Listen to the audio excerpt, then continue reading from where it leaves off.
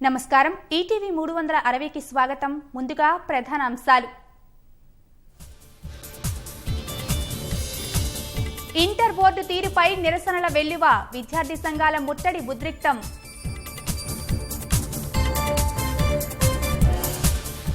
అధికారుల తీరుపై తల్లిదండ్రుల ఆగ్రహం పునర్మూల్యాంకనం జరిపించాలని డిమాండ్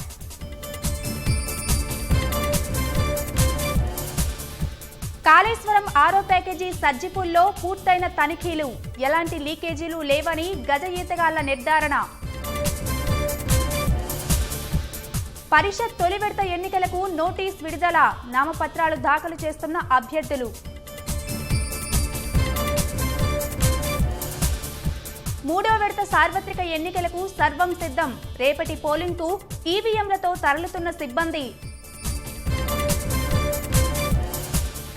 బంగారం తీతీదేకు చేర్చడం పీఎన్బీ బాధ్యతే తరలింపు వ్యవహారంతో సంబంధం లేదన్న ఈవో మరోసారి అన్నదాతను ముంచిన అకాల వర్షాలు వడగళ్ల వానలతో యార్డుల్లో తడిచిన ధాన్యం